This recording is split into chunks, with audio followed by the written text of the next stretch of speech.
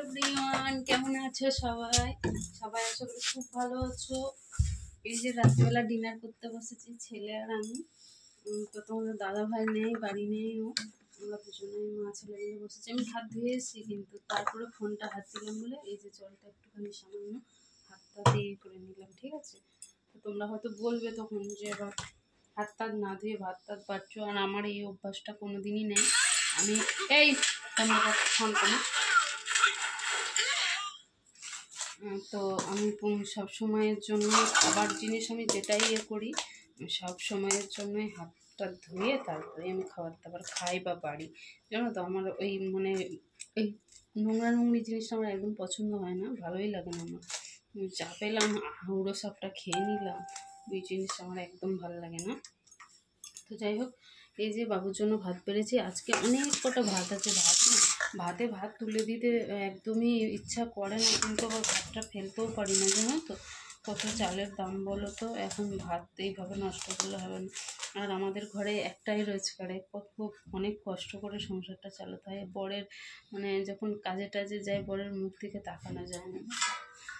তো বরের কথা ভাবতে মানে মায়া লাগে যে ও কত কষ্ট করে আমাদের জন্য, আর আমরা কিনা ঘরে বসে বসে সেই অন্ন ধ্বংস করি। তো যাই হোক, সেটা না, মানুষ থাকলে তো একজনের ভরসাই আসে, তাকে খাওয়াতে হয়। তো এটা ভগবান কখনোই লিখে দেয়নি যে তুমি কিছু করবে না। তোমারও হাত পা দিয়েছে, বরের মানে যে ধরো গার্জেন, তারও হাত পা দিয়েছে। তো সবাই খেটে খাও, তাহলেই তো সংসার মানে সুখের হবে, সব কিছুর ভালো একটা হবে, তাই না? তো আমি সেই জন্য আমার যতটা সামর্থ্য আমি চেষ্টা করি আমার বরকে মানে হেল্প করার। তো বুঝতেই তো পারছো, যতটা পারি ততটা। তবুও তো মেয়ে মানুষদের একটু ইচ্ছা থাকে যে কেনাকাটা করার, জানো তো, সবাই পরে দেখে তারও তো শখ হয় তেমন একটা। সব মাসে টাকা দিতে পারি না, সব টাকা তো কোনো কোনো মাসে দিয়ে দিই। কী করবো বলো, আমার পয়সা দিয়ে সংসার চালায় না, তাই বলে তোমরা যে ভেবো না যে আমার টাকা দিয়ে আমি সংসার চালাই, সেসব কিছু না। মানে জাস্ট ধরো ঘরের কোনো জিনিস করলাম বা এই সমস্ত টুকিটাকি আমার জিনিস দিয়ে সংসার টংসার এইসব চালায় না। বা দরকার পড়লে ধরো তো নিতেও হবে, তাই না? এবার একার উপর ভরসা করে ছেড়ে দিতে হয় না। বাবা নেই, বাবা কাছে এক জায়গায় কাজে গেছে। ছেলে জিজ্ঞাসা করছে বাবা কোথায়, খাবে না ভাত? আমরা যাই খাই তো একসাথেই খেতে বসি, ওই জন্য জিজ্ঞাসা করছে নেই বলে। তো চলো, ও খেয়ে নিয়েছে। ফোন করেছিলাম, ওর শরীরটা ভীষণ খারাপ। তো তারপরেও গেছে। আমি জিজ্ঞাসা করলাম ওষুধ টষুধ নিয়েছো কিনা, ওষুধ খেয়ে নিতে পারছে। তো বললো কিনেছি। আমি বললাম কী খেলে দিয়ে, বললো রুটি খেয়েছি না কি বললো। তাই বললাম বাড়িতে খেয়ে যেতে পারতে, বাড়িতে ভাত ছিল না, তোর ঠান্ডাটাই লেগেছে, ওই জন্য মনে হয় খায়নি ভাত। কিন্তু কালকে গেছিলো, কালকে খেয়ে গেছিলো। তো চলো আমি এখন খাই। আর ওকে বারণ করলাম যে কষ্ট হলে যেও না, তো গেছে। ওর কি মনে হয়েছে, আবার বেশি বারণ করলে না ও আবার একটু অন্যরকমভাবে করে, ওই জন্য আমি ওকে বেশি জোর দিয়ে কিছু বলতেও চাই না। তো যাই হোক চলো, আমার ভাত খাওয়ার ইচ্ছা ছিল না, তোমরা বুঝতেই পারছো। কিন্তু এখন ভাত অনেক কটা রয়েছে, তো তোমাদের দাদাভাই খায়নি, ওই ভাতটা রয়েছে। এবার আমি খাবো না, সেটা রয়েছে। শাশুড়ি মা আজকে ভাত খায়নি, তো সেই ভাতটা রয়েছে। তাহলে কি করবো বলো তো? সকালে দেখি, সকালে তো ঠান্ডা ভাত খেলে আরও ঠান্ডা লেগে যাবে। সকালে ভাত খাওয়ার এনার্জি থাকে না, খাই না তো ওই জন্য এনার্জিটা থাকে না। আবার খেলে দেখবে সবাই খাবার জন্য লাফালাফি করে। মানে কেমন ধরো, সকালবেলা একটু ভাত যদি খাওয়া হয়, আলু ভাজলাম, ডিম ফিম ভাজলাম, এরকম না হলে আলু সিদ্ধ করে মাখলাম, এরকম খাবার জুতজাত করলে ভালোই লাগে সবার খেতে, সেটা আর কি। তো যাই হোক, দেখা যাক কাল সকালে কী হয়। ভাত তুলে দিই না এখন খাবো, সেটা বলতে পারছি না। আর আসলে আমি বাড়ি আসলাম 9:30টার দিকে। তো এসে পা হাত ধুয়েছি, ধুয়ে তারপরে খেতে বসেছি। এই যে বাড়লাম, ছেলে তো আমার রাস্তা থেকেই খাবো করে। ও আসলে সত্যি কথা বলতে, ওর জানো তো ভাতে খাবার নিয়ে আমার মুখে বক করছি। ও না সন্ধ্যে থেকে মনে হয় কিছু খায় না, আমার জন্য বসে থাকে। তো আসি, তারপরেই ওই জন্য দেখে আমাকে দেখি খাবো করে, তো খাই দিয়ে শুয়ে পড়ে। আর আমাদের সেই দুপুরে খাওয়া হয়। আমি আগে যখন বাড়ি থাকতাম তখন চাটা করতাম, বিকালে খাবার দাবার কিছু করতাম, মানে মুড়ি টুড়ির খাওয়ার জন্য কিছু করতাম, খাওয়া হতো টিফিনটা, কিন্তু এখন তো আর সেটা হয় না।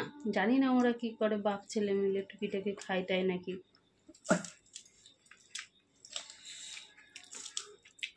খায়, খেলে হয়তো এরকম করতো না, খায় না। এবার সব দিন তোমাদের দাদা ভাই বাড়ি থাকে না, আর ও কী করে খাবে, এই জন্য খায় না বোধ হয়। ম্যাগিটা বানাতে পারে। নুন হয়ে গেল নাকি? তখন তো রান্না করেছিলাম নুন, তো দাদা ভাই রান্না করেছিল, তখন নুন কম ছিল। আমি এবারে গরম করলাম, নুন নিলাম, তখন নুন চড়া লাগছে। শান্তি নেই। আজকে রান্নাটা হয়েছে সেরকম জোগাড় জানতে কিছু ছিল না, ওই জন্য ভালোও লাগছে না খেতে। তরকারিটা ভালো হয়নি অতটা, বুঝলে।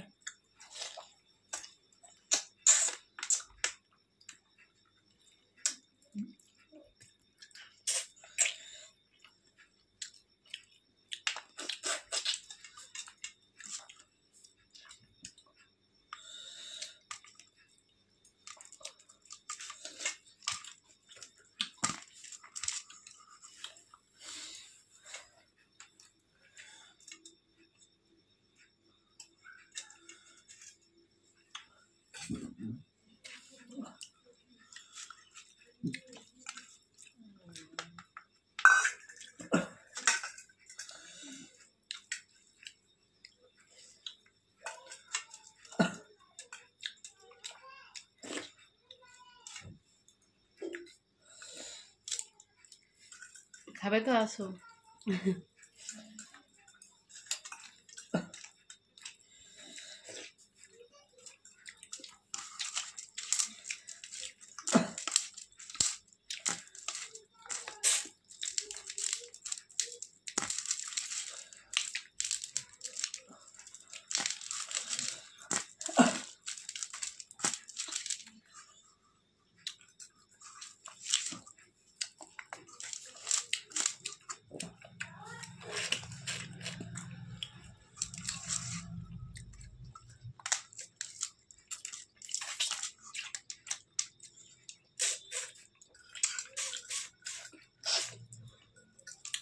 খাসির মাংস যদি না একটু চুষে চুষে কামড়ে খাইলাম, তাহলে আর কি খেলাম নাকি।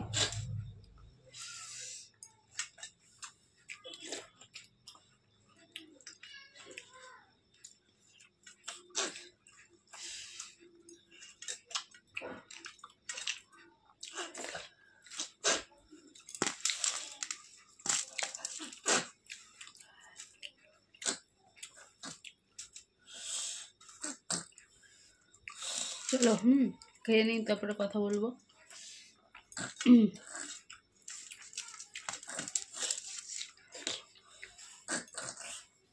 Tata, good night.